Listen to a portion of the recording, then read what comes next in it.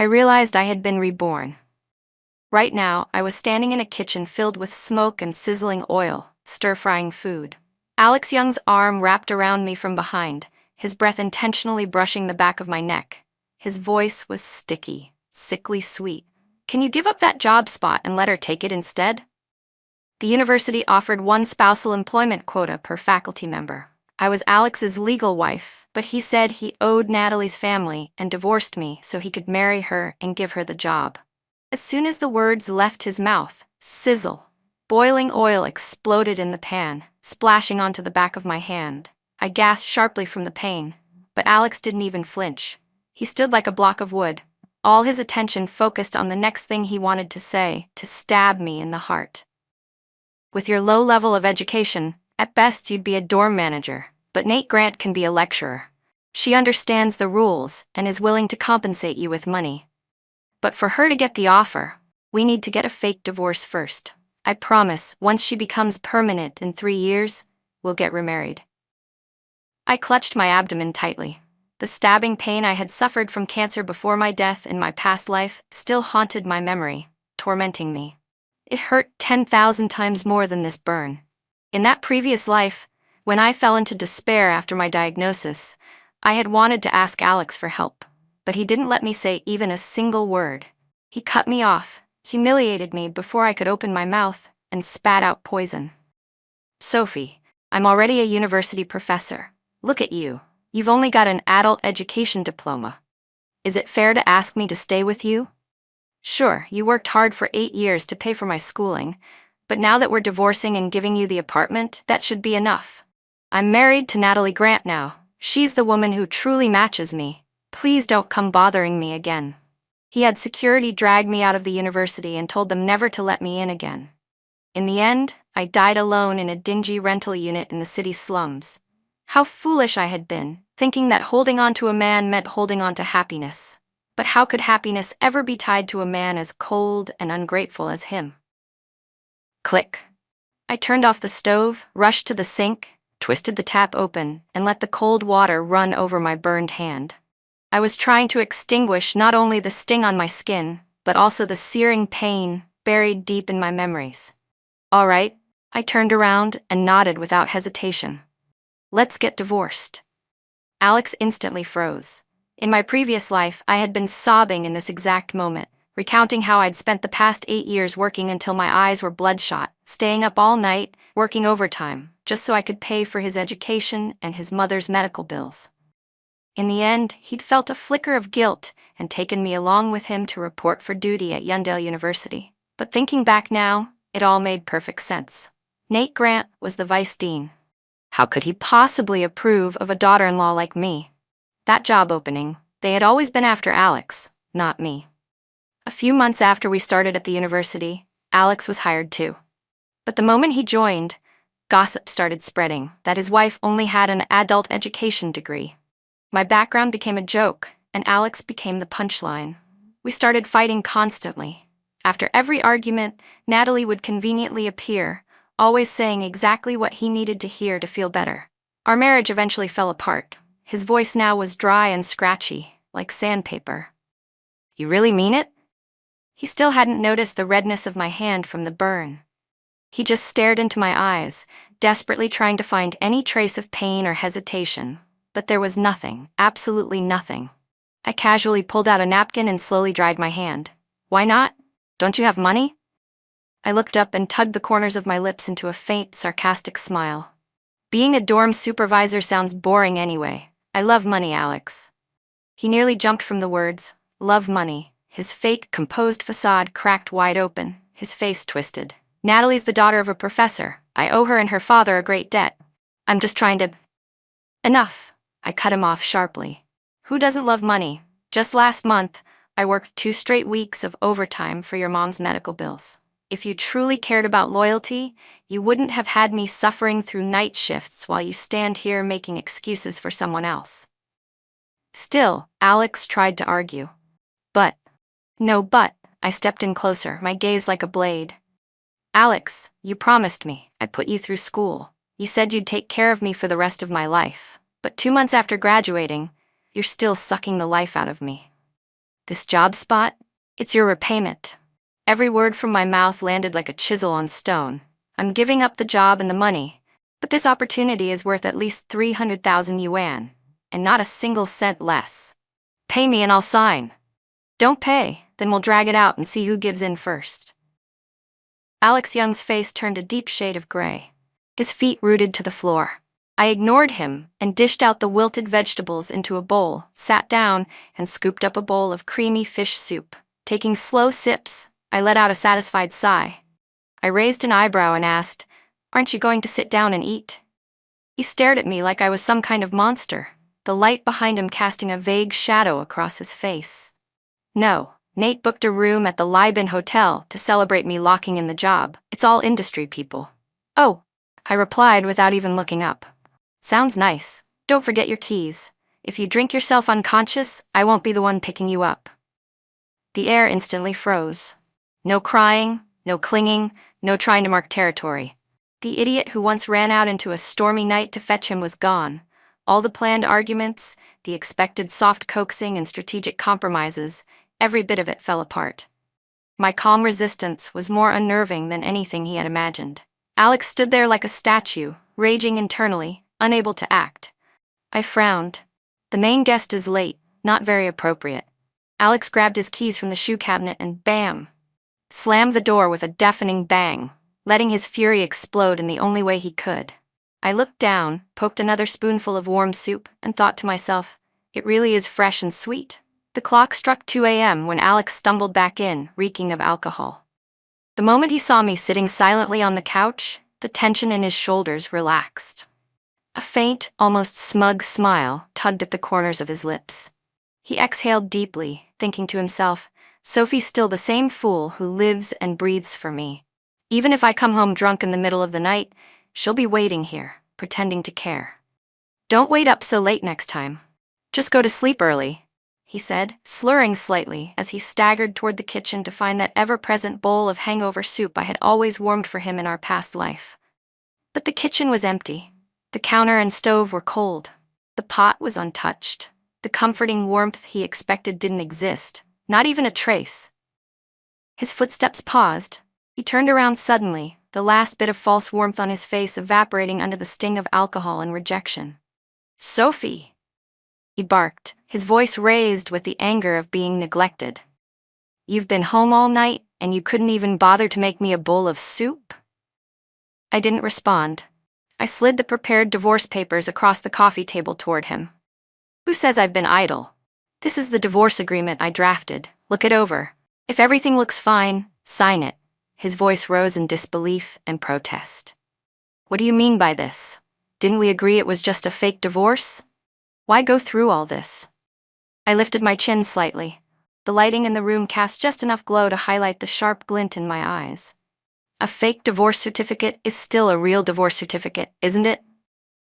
He was momentarily choked, then pushed the papers aside irritably. "But we're still living together, we're still a family." He even forced out a half-hearted, comforting smile. "I already discussed it with Natalie. Since she's new in town, she'll stay here with us for a while. Don't worry, once I start working, you can relax at home. Just help Natalie and me manage the household." The more he spoke, the smoother his voice became, like he was drawing out some rosy blueprint for our future. "Natalie even said your cooking is great. She's looking forward to enjoying it regularly." Under the lights, the face I had once been obsessed with, now twisted into the ugliest form. He actually expected me to serve both him and Natalie Grant. How could he say such things with a straight face? I gently tapped the papers on the table with my fingertips. "Since we're getting a divorce certificate, you and Natalie Grant will also need to get a real marriage certificate.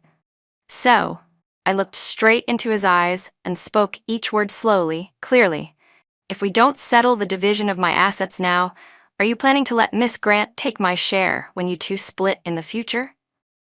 Alex's expression turned instantly sour. "Sophie, that's such an ugly thing to say. You think Natalie would care about our little pile of stuff?"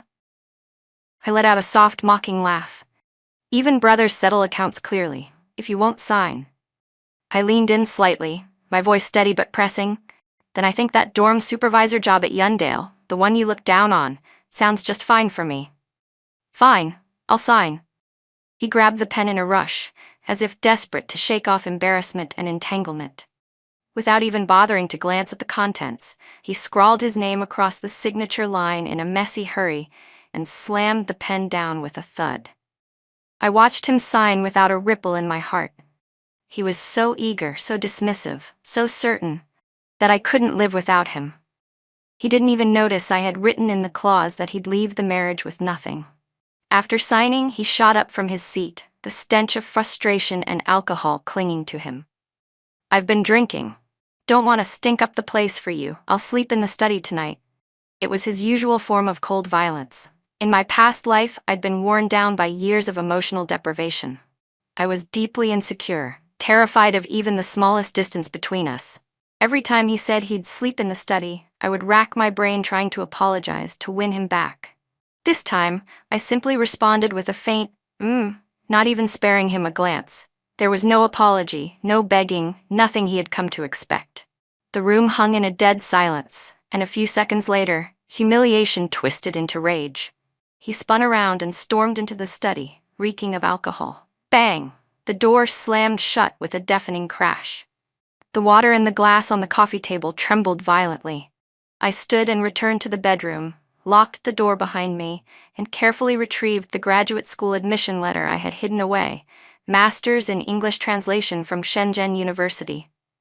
Under the soft yellow light, the paper shimmered faintly. Images from my past life flashed through my mind. Because of my weak academic performance in everything but English and Chinese, I hadn't made it into college after high school.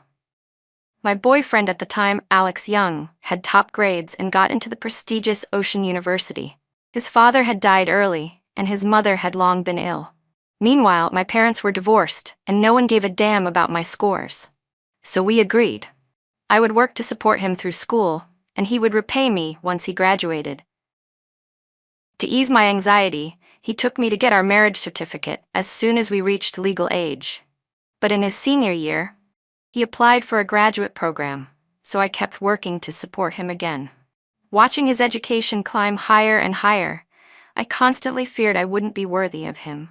That's why I started studying for an adult bachelor's degree while working, and even secretly signed up for the grad school entrance exam. In my past life, I had been overjoyed when I received my acceptance letter. I had held it out to him like it was the greatest treasure, only for him to sneer at it and toss both the letter and my excitement into the trash. A grad program from some no-name university? No one at our school would even look at this. Sophie, stop messing around. Just be my good little wife. That's the proper path. You hold the rear so I can charge forward for both of us. Charge forward? In my last life, he was the one who shoved me headfirst into the battlefield, into the pit of despair. I gently traced the embossed school seal on the letter with my fingertips. This time, I didn't tell Alex I'd been accepted. Because my battlefield wasn't in anyone's kitchen, and I wasn't going to live under anyone's feet. My battlefield was at the very university he had sneered at. I would carve out a future with my own hands. One that no one could destroy. The day of the divorce arrived. I waited at the Civil Affairs office early in the morning. Alex showed up with Natalie Grant. Natalie was decked out in luxury brands, and when she caught sight of my worn clothes, her lips curled into a subtle, disdainful smirk. Sophie, she said with a fake smile, handing over a paper bag filled with the compensation, 300,000 yuan in cash. I took the heavy bag without a word. Natalie gave a short, arrogant snort. If it weren't for Alex, you'd never have seen that much money in your life. My fingers dug sharply into my palm. I raised my head, my eyes cold as ice, sweeping over her. This opportunity was paid for with 8 years of my blood and sweat. I took a step closer. Want to see what happens if I shout right now and let everyone here see how the daughter of Vice Dean Grant bought herself another woman's husband? Natalie's face went pale in an instant. Alex flew into a rage. Sophie, shut up. I chuckled coldly. Let's get this over with. I snatched the paper bag, turned toward the counter, and walked over. We signed the agreement, pressed our fingerprints, and finalized the divorce. While we were receiving the certificate, Alex kept his eyes on me, clearly hoping to see a flicker of pain on my face. There was no lingering attachment, only relief. Natalie Grant quickly pulled a dazed Alex Young toward the adjacent marriage registration counter. They went through the entire process again. Natalie clutched the red marriage certificate between his fingers, beaming as she leaned affectionately against Alex's shoulder. I took out my phone and snapped a photo of the scene, something worth recording after all. Alex took the certificate and turned back to glance at me. His gaze was complicated, a flicker of guilt barely visible in his eyes. But more than that, there was a kind of resigned comfort, as if to say, "Sophie, it's just 3 years." He was already emotionally invested in Natalie. I smirked slightly like I was watching a play. The money's settled, that's all I needed. Then I turned and walked off, gripping my divorce certificate and the leather-bound cash bag tightly, my steps light and unburdened. That night, Alex came home to find me curled up on the sofa watching a variety show, looking as if nothing had happened. "I'm sleeping in the study," he muttered again, once more trying to use silent treatment as punishment. My eyes didn't leave the screen. Bang! He slammed the door behind him. The next morning, Alex saw my suitcase sprawled open in the living room. His face darkened. "What now?" "I'm reporting to Yundale with Natalie next week," he snapped. "Who are you packing for? Don't tell me you think you're coming with us." He laughed coldly. "Natalie and I are the legal couple now. What are you? You want the whole school to laugh at us? We'll send you the address once we're settled in, but let me make this clear. You're not to show up at the university." I calmly zipped up my suitcase. "Who said I'm going to report anywhere?" He choked on his words. "Then where are you going?" "Just getting out for a bit," I said, pulling the suitcase toward the door. I had booked the plane ticket to Shenzhen last night. I had the money. I didn't want to stay another second in this house. He stepped in front of me, frowning. "Haven't you had enough? You're just going to some resort to blow off steam, right?" I brushed past him without a glance. He grabbed the handle, brow furrowed. "What resort? When are you coming back?" His gaze scanned my face, trying to detect signs of a tantrum. "Haven't decided," I said with a slight tug, pulling the suitcase from his grip. "Just clearing my head. I'll come back when I'm ready." He stared at my unusually calm and distant profile. A thread of unease suddenly flared in his chest. Something felt off. But the habit of control built over the years quickly smothered that instinct. He assumed I was just sulking over the divorce and would inevitably return to this home. The tight line of his lips relaxed slightly. With a trace of annoyance, he let go. "Don't blow the money. Don't buy a bunch of junk. Just come back soon." The wheels of the suitcase rolled over the floor, letting out soft, steady thuds. I didn't look back. Behind me, his phone suddenly rang. He answered instantly, his voice turning gentle. "Natalie, ready for breakfast?" "Great, I'll come right down." After the call ended, he gave one last glance toward the now empty entryway. Whatever unease had stirred in him was swept away by his new wife's waiting voice. "She'll come back," he thought. I turned the corner, dragging my suitcase behind me. Inside were the thick stacks of 300,000 yuan in cash and a bank card holding the 200,000 yuan housing allowance Alex had just transferred to me last week. The wheels rolled lightly along the pavement, grinding over the broken pieces of our 8-year past. 300,000 in cash, plus 200,000 in relocation funds, 500,000 in total. 8 years of youth, traded for 500,000 yuan. Better than the broken-down apartment from my past life that couldn't even cover its mortgage. I'd say that's fair. At the airport, I tossed out my SIM card. Goodbye, Alex Young. 6 years later, I returned to my hometown after being invited to evaluate a poverty alleviation program in Yun City. In one of the workshops producing local crafts, I ran into an old high school classmate, Ryan Gao. He lit up with excitement when he saw me, practically gushing. His eyes sparkled with a kind of admiration that overflowed. "Sophie, you really had an eye back then, holding on to Alex Young so tightly." "I heard he's now a well-known professor at Yundale University," Ryan Gao said with admiration in his voice. I nodded. "Alex Young and I have long been divorced." Ryan froze. "No way. At the last class reunion, when everyone asked him, he didn't say a word about you two splitting up." He curled his lips and shook his head. "Landing a man like that takes skill. You don't have to distance yourself from Professor Young. My expression remained calm as I replied evenly, "A woman doesn't need to rely on anyone to survive. We pave our own paths and the world naturally opens up." Ryan blinked, then gave a half-hearted nod, clearly unconvinced. I didn't bother to continue the polite exchange and quickly turned toward another workshop. After the factory tour, it happened to be lunchtime. The government officials hosting us invited the group to dine at a nearby hot spring resort. I had a last-minute video conference and only joined the group after finishing it in the car.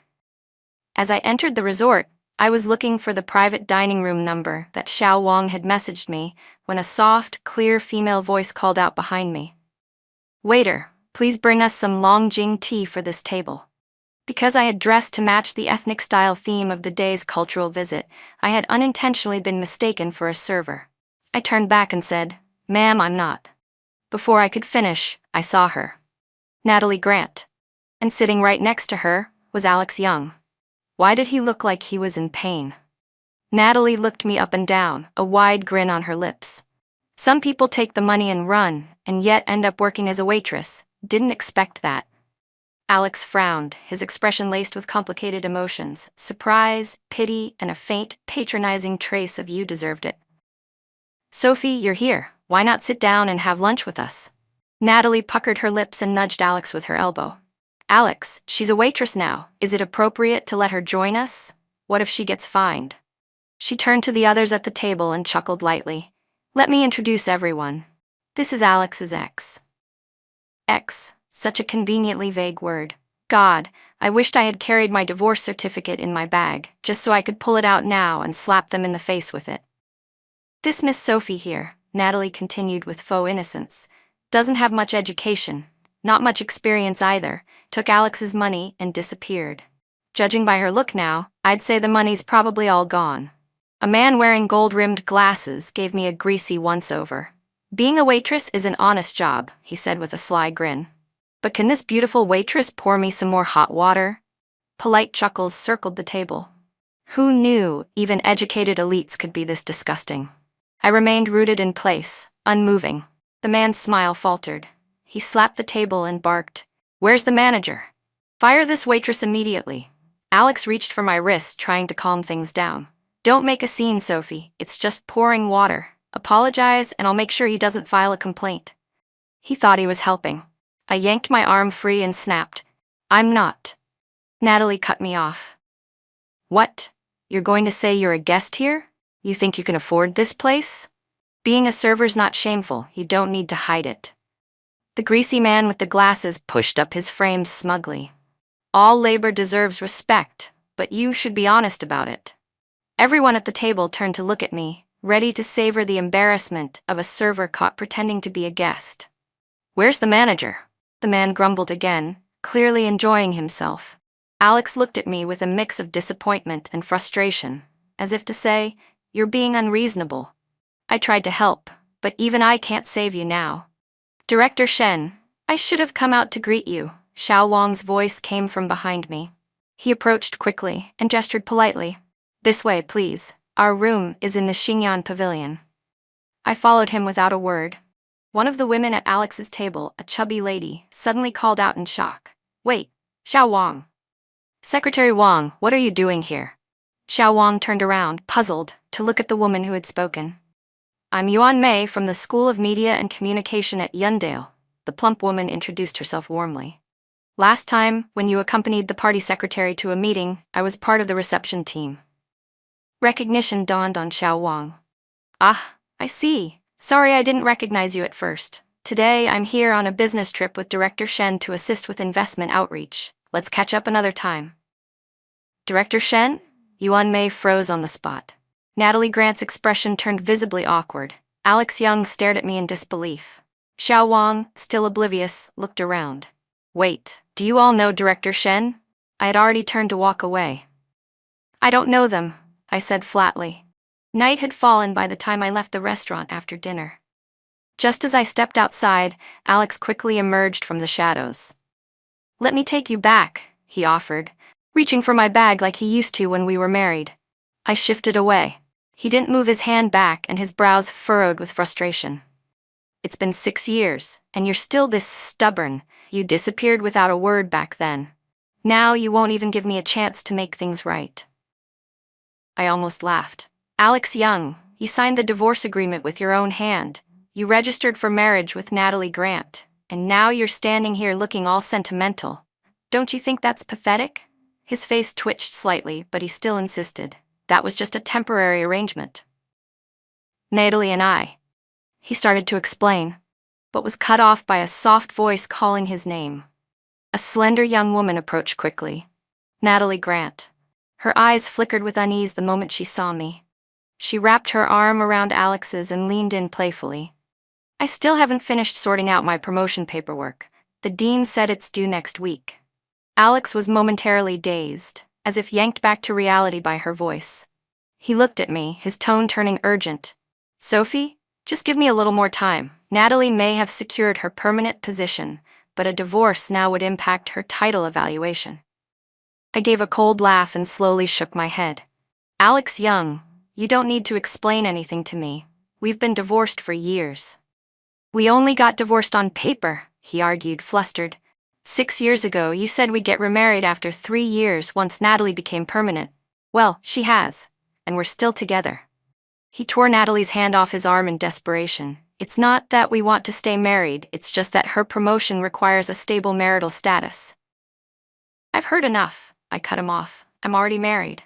His pupils contracted. Then, with a bitter scoff, he sneered. You expect me to believe that? You only came back because you two are getting divorced? I raised an eyebrow. His voice faltered. Natalie tugged on his arm.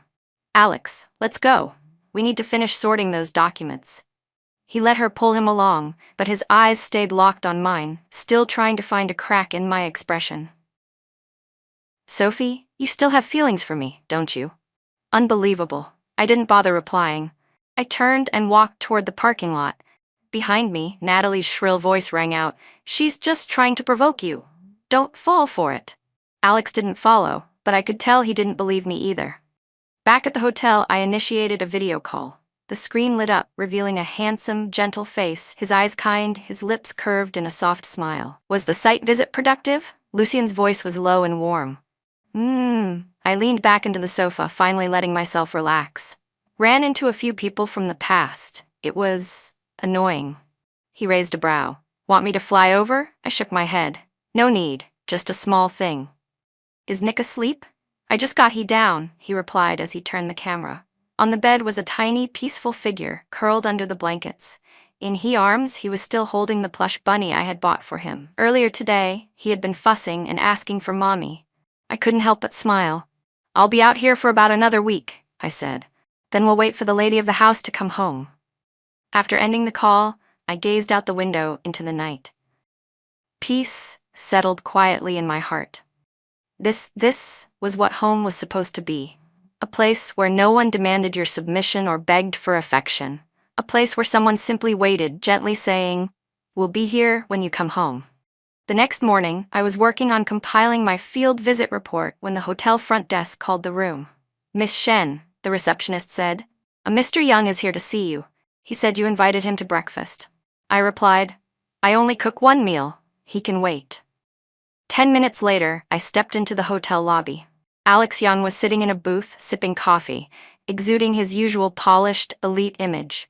When he heard my footsteps, he turned, a flicker of surprise lighting up his eyes. "Sophie," he said, putting down the cup and standing up, his tone softening. "About yesterday. My friends were rude. I apologize on their behalf. Can we talk properly today?" "Talk about what?" I responded coldly. He took a deep breath. "I looked into it. I didn't know you've done so well at Gentris these past few years. Your company's direct-to-consumer e-commerce has become an industry leader." He paused, and a touch of pride rose in his eyes. "You now totally match me." I almost laughed. "Alex Young," I stared at him, my voice even. "I told you yesterday. I'm already married." He smiled with utter confidence. "Don't lie to me. You came back because of me." "Could you be any more delusional?" I snapped, cutting him off.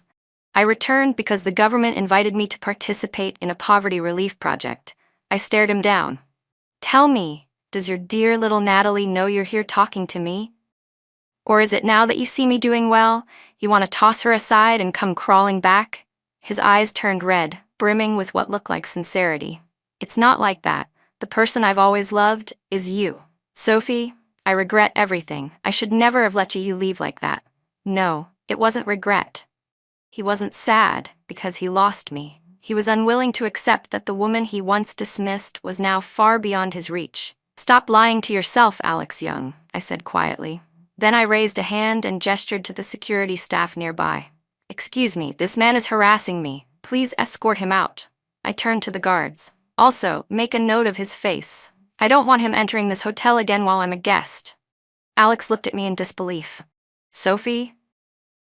But the security guards were already grabbing him by the arms. Just like in our past life, he was thrown out, only this time it was me who shut the door on him.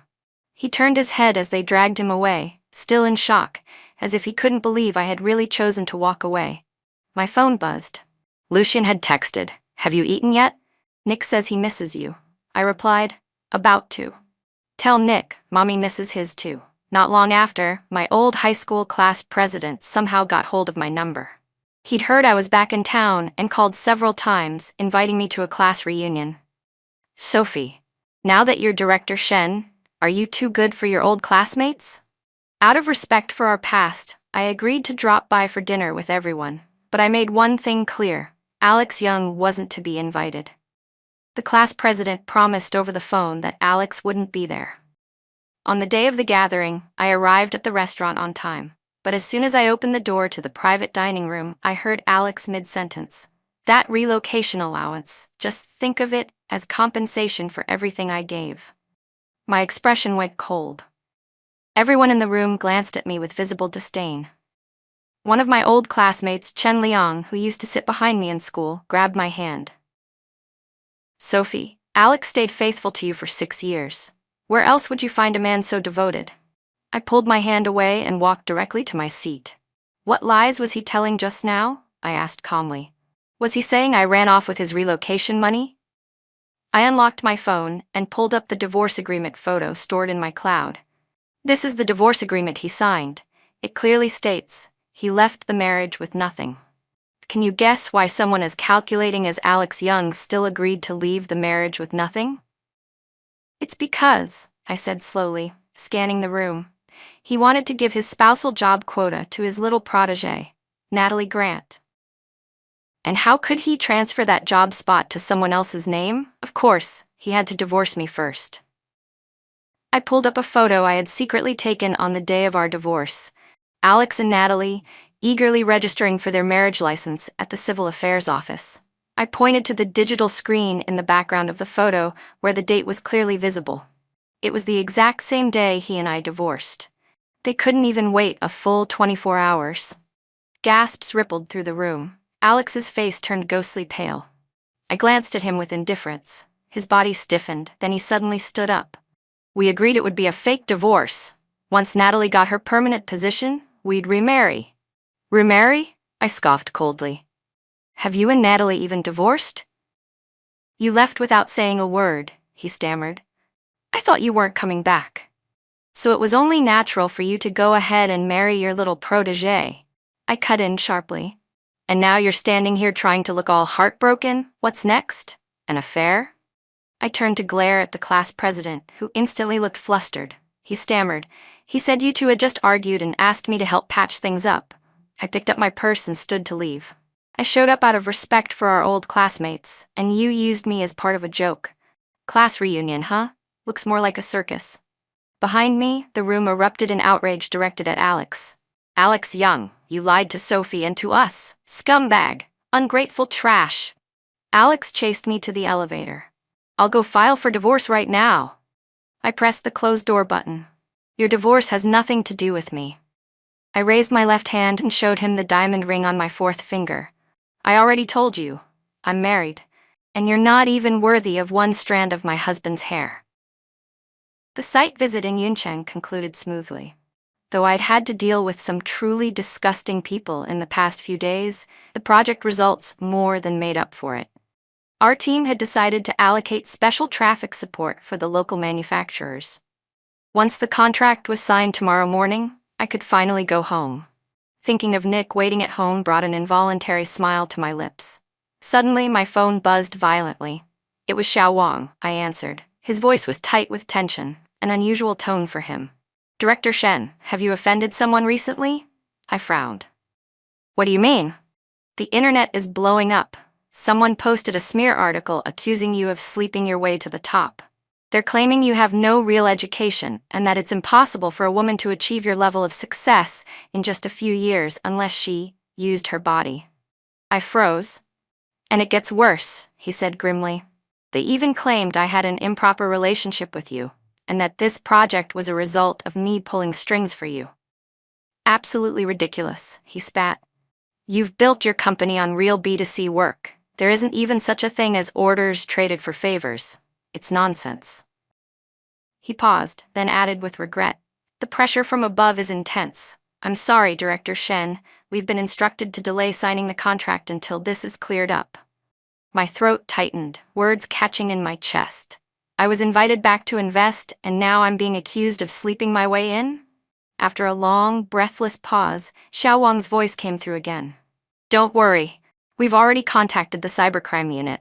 Our tech team is working full speed to trace the source of the post and identify the person who started it. After the call ended, I opened my browser and typed in Sophie Shen. The auto-suggested search terms hit me like a slap. Sophie Shen, seducing her way to the top. CEO sleeps with bosses for contracts. One was more vulgar than the last.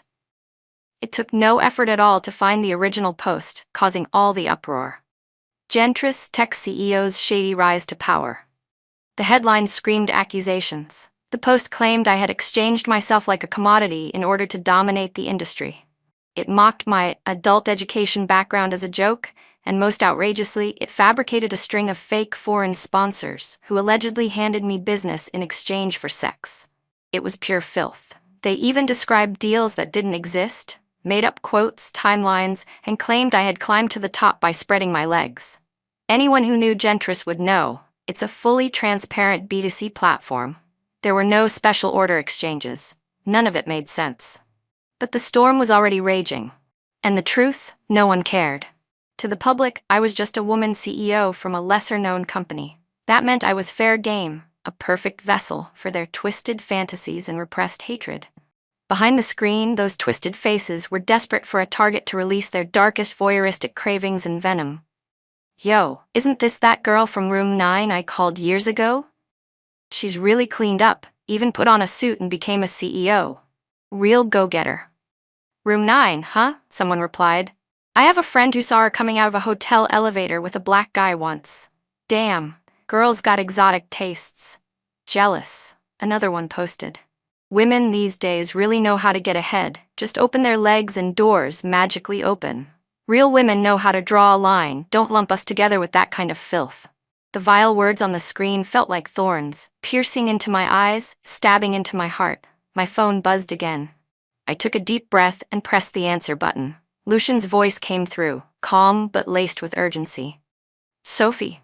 The way he called my name felt like a life raft thrown to a drowning person. Don't look at that garbage. I'm flying over right now. He paused, then continued, steady and strong. I've already coordinated with our contacts.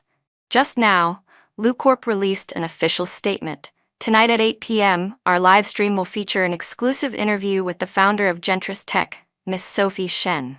The livestream team will arrive with me shortly. Sophie will address this directly. Lucian and his team arrived in a whirlwind. The professionals immediately began setting up equipment and testing the stream. He didn't say much, just gripped my hand tightly. It was enough to steady me. Never in my life did I expect my first livestream appearance would be to respond to slander. The host sat across from me, composed but solemn. Miss Shen, there are malicious rumors online targeting your personal background and history. Do you have anything to say in response? I pulled out my first diploma and spread it open on the round table in front of us. The camera zoomed in. The certificate clearly showed, bachelor's degree in adult higher education. The comments flew in instantly. Damn, it's confirmed. Adult education? Some trash degree from a diploma mill. She probably bought that with the same money she made on her back. Come on, adult degrees are a joke. Everyone knows what that means. With this level of education, she started a company? Must be some bedroom talent. I glanced over the chat feed, then calmly spoke. That's right, this was my starting point. You think it's worthless? You think it's trash? Then let me tell you, just to earn this so-called trash degree, I worked on an assembly line during the day, twisting bolts until my hands were numb. At night, I studied under the flickering light in a rented room until my eyes were bloodshot. While others were going on dates, watching movies, hanging out at malls, I was memorizing textbooks. This degree that you mock, it was the only path available to me at the time. It's not worthless. It's soaked in my blood and sweat, not in the filthy fantasy running through some people's rotting brains. New comments began to appear. Voices of support, working during the day and studying at night. Respect. Adult education takes real grit. She got in on her own. Props to her. I placed a second diploma on the table. The camera zoomed in again. On the dark blue cover, the university name gleamed, Shenzhen University. I opened it. Master's degree in English translation, Sophie Shen. The tone of the chat shifted instantly. Wait, she got into Shenda's translation master's program? That's insane. Do you even realize how competitive that is? This woman didn't just level up, she speedran her way to the top. Queen behavior. Period. My fingers brushed the university's embossed seal as I spoke, my voice steady and resolute. Founding Gentress was partly luck, riding the wave of the times. But during my years in grad school, I never let myself relax. Every single day, I studied deep into the night. I put in more than 100,000% of my effort. For all 3 years of my program, I spent my days in lectures and buried in the library. At night, I worked with my team, building Gentress's business model piece by piece. When our server crashed at the worst possible moment, we stayed up for 72 hours straight fixing it. We slept on cardboard in the corner of the office when we couldn't keep our eyes open. Why did I push so hard? I narrowed my eyes slightly, because we swore that Gentress would earn respect through service and technology, not through anyone's sick fantasies. The host leaned in, sensing the moment. Then, how would you respond to the accusation that you exchanged sexual favors for international business deals? I laughed, a short, sharp sound that cut through the tension in the room. Favors? With who exactly? Gentress is a pure B2C platform. We connect directly to individual global buyers through technology. The person spreading this filth doesn't even understand our business model, and they think they're qualified to throw mud at us? The camera lingered on my face, calm and razor-sharp. The chat exploded again, but this time with words like exposing the liars with facts, Queen. That laugh was lethal. Destroy them. You built it brick by brick. No one gets to take that away from you. And for the first time in days, my chest loosened, just a little. The chat exploded. Gentress is a B2C company, you idiots. Sleep with clients for retail orders? Are you brain dead? She'd have to be nuts to trade sex for a $9.99 phone case. I studied overseas and bought a case from Gentress once. Fast delivery, great quality. Why would someone like Sophie Shen need to serve a nobody like me? The host seized the moment. So these accusations are completely fabricated. But facing such gendered, malicious insults. Do you have anything you want to say? Anger surged in my chest, and my voice rose sharply. What I feel is sorrow, for the cowards hiding behind keyboards, letting their imaginations run wild from the waist down. In your moldy old script, if a woman succeeds, it must be because she sold her body. The degrees we earn from studying all night, the licenses we pass by grinding through exam after exam, the sharpness we bring to the negotiation table, all of it gets erased with one cheap phrase. She must have slept her way up. What exactly are you afraid of? You're afraid that women don't need to rely on you anymore. You're afraid that the chains you've used to control us for thousands of years are finally being shattered. By us. The comment section exploded again, this time with tidal waves of support from women across the country. Damn right. Every time I get promoted, someone whispers I must be sleeping with the boss. I'm sick of it. Rip their filthy mouths open with the law. Miss Shen, I stand with you. Preach, Queen. They hate strong women who fight back. Sophie Shen, you're a legend. I straightened my spine and locked eyes with the camera. My voice was unwavering. The rumors have been cleared up, but the ones who spread them? We're not done. I will follow the digital trail and drag that rat out of its sewer, And every filthy word you wrote, you'll pay for it. The live stream lights faded out. A wave of exhaustion crashed over me like a tide. Lucien stepped in immediately to steady me as I swayed slightly. "Sophie," he murmured, voice low and full of pain and pride, "you were incredible." I shook my head. Just standing upright took everything I had, but leaning into the strength of his arm, I found balance again. My phone buzzed from inside my bag. I pulled it out. Xiao Wang's tired voice came through. "Director Shen, we've identified the person behind the smear post." He hesitated a moment before continuing. "The IP address traces back to the Yundale University faculty dorms." My heart sank. I had a bad feeling, and now it was confirmed. "The verified name on the IP address is Alex Young," Xiao Wang said grimly, "and the registered WePost account belongs to Natalie Grant. Officer Wang is already on his way to the university." Alex Young. Natalie Grant. Turns out the rats in the sewer were old acquaintances. Just then my screen lit up with another incoming call, an unfamiliar number from Yun City. Driven by curiosity, I answered. Sophie, is that you?" "It's Alex," came the panicked voice. There was chaos in the background. Sirens, people yelling, footsteps. "The police are here. They're taking us to the station. Please forgive me this once. Don't press charges, okay? I know I was wrong." Forgiveness? How absurd. Behind his voice I could hear Natalie Grant crying and a police officer asking coldly for her ID. "Sophie, listen to me," Alex pleaded. His voice was frantic, incoherent. "That post, Natalie made it. She was angry that I said I was going to divorce her. She blamed you. When I saw it online, it had already gone viral. I wasn't thinking straight. I was angry that you were so cold to me, so I left a few anonymous comments. Just a few. They were nothing. Just venting. I didn't mean to hurt you, I swear. Just a few angry comments. A moment of poor judgment. If I hadn't been Director Shen, if I'd just been an ordinary woman, Sophie Shen, would he be weeping now, begging for forgiveness?" My voice was eerily calm. "Alex Young, save your remorse for the police." I ended the call without giving him another second. And just like that, the world went quiet. The next morning, as scheduled, I signed the contracts with several Yuncheng manufacturers. Then Lucien and I went home.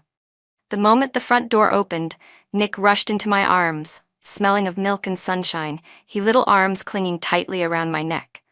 "Mommy, I missed you so much." I buried my face in his hair, breathing he in as if I could store he forever in my lungs. Behind us, Lucien wrapped his arms around the both of us, warm, steady. Good. A few months later, Xiao Wang sent a message. "Director Shen, the People's Court of Yunxi District issued the verdict today. Both individuals have been convicted of defamation. Alex Young has been sentenced to 1 year and 3 months. Natalie Grant received 2 years, immediate execution of the sentence. Yundale University has announced their dismissal." I set down my phone, my eyes drifting toward the family photo on my desk. The glow of the screen reflected in the frame, casting light on the smiling faces of the three of us. In this second chance at life, I had finally secured my happiness.